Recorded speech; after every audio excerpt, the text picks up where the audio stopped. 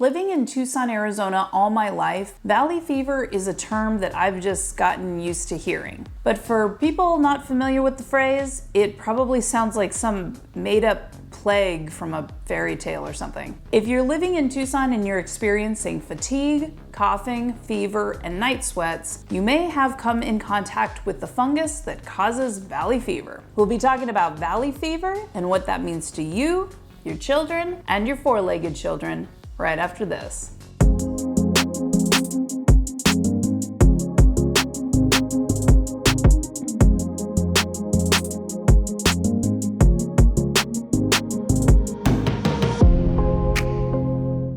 Hey everyone, it's Kimberly, your go-to real estate agent in Tucson, Arizona, and today we are talking about coccidioides, the fungus that causes valley fever. I get a lot of comments on this channel about valley fever and how you can die from it and how it's really horrible. And I will be completely honest with you that in all my years of living in Tucson, I am thankful to say I've never personally known anyone who's gotten valley fever. And I've also not heard of anyone who's actually died from it, but that doesn't mean that it's not out there and that you can't get it and that it isn't bad for you. Obviously, you know, if you're watching this channel, I am not a doctor. I am not in the medical profession. I do not claim to be incredibly knowledgeable about valley fever in any way. I just wanted to make a video to explain what it is to people who are moving here from other places who are unfamiliar with the symptoms. Everything I talk about in this video was taken off of websites during my research, and this video is just for entertainment purposes. And if you're nervous about valley fever or if you'd like to learn more, please do your own research and talk to your doctor or veterinarian about signs and symptoms and treatments. As always, if you're interested in buying or selling a home in Tucson, Arizona, please reach out to me. I'd love to help you get started with the process. All my contact information is in the description below each video on this channel, and you can explore the rest of this channel about things you need to know about Tucson and living life here in this beautiful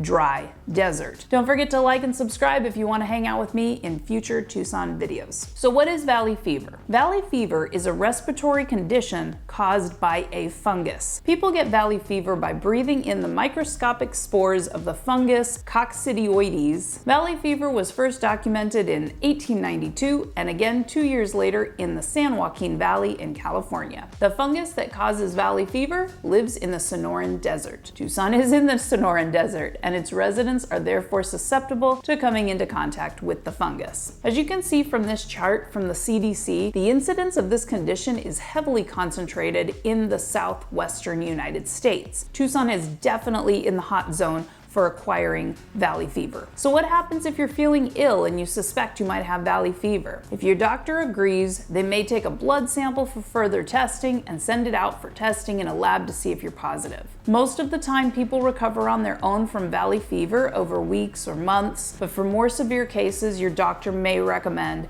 antifungal treatment. The fungus is airborne, so it's very difficult to prevent coming into contact with it. Those who have compromised immune systems are especially at risk, so it's best to try to avoid dusty areas and be aware of wind advisories, since these conditions stir up the soil into the air. Most people don't have symptoms after they come into contact with coccidioides spores, but some will experience anything from fatigue, tiredness, cough, fever, shortness of breath, headache, night sweats, muscle aches or joint pain, and or rash on the upper body or legs. Usually it takes about 1 to 3 weeks for symptoms to develop after coming into contact with the spores. These symptoms can last for weeks to months, sometimes longer, depending on the person's immune system. According to the CDC, about 5 to 10% of people who develop valley fever will experience more serious or long-term complications, especially in their lungs. The infection can spread to other parts of the body in an estimated 1% of individuals, very rarely but occasionally affecting the brain or spinal cord and joints or bones. The good news is that valley fever is not contagious. You cannot spread it to others, and others cannot spread it to you. That includes from animals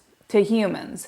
Yes, animals. Dogs are closer to the ground, and many dogs love digging. When they dig, they're stirring up the dirt, and their noses are right there in it, so they naturally are exposing themselves to the fungus. So what should we watch for in our furry friends? Well, most of the time, healthy dogs will not show any signs, and their immune system will take care of the fungus. However, in sick or very young or very old dogs, the fungus may cause a more severe infection with noticeable symptoms. We should watch out for cough, fatigue, decreased appetite, or signs of depression in our dogs as possible symptoms of valley fever. These are signs of the primary disease. Unfortunately, the disease can spread into the body, often getting into the joints and causing pain. Lameness, fever, and weight loss are also signs of a more severe disease state. If you suspect your pet has valley fever, promptly take them to the veterinarian where they can evaluate your four-legged friend. As with humans, there are oral antifungals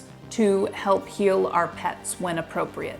The best way to avoid getting valley fever is to stay away from dusty areas and do your best to stay indoors when the weather is very windy. If you're digging in the ground, a face covering might help you as well. Although it may be very difficult to completely practice avoidance of windy days and conditions, it is good to know the symptoms and be aware of what valley fever is. I hope you've learned a little bit about valley fever and what it is and how to avoid it, and how to seek help if you suspect that you or a loved one may be suffering from it. As I mentioned before, I'm very thankful that I don't personally know anyone who's gotten very sick from valley fever, but it can be quite serious and needs to be addressed, especially in this part of the country. If you have tips for preventing valley fever, please throw them down in the comments below. Reach out to me when you're ready to buy or sell a home in Tucson, Arizona. You can find all my contact information in the description below each video on this channel, and I encourage you to explore the rest of the channel and subscribe for more content about Tucson, Arizona, and things to do and see and know about this place. Thanks so much for hanging out with me today, and I will see you in the next Tucson video.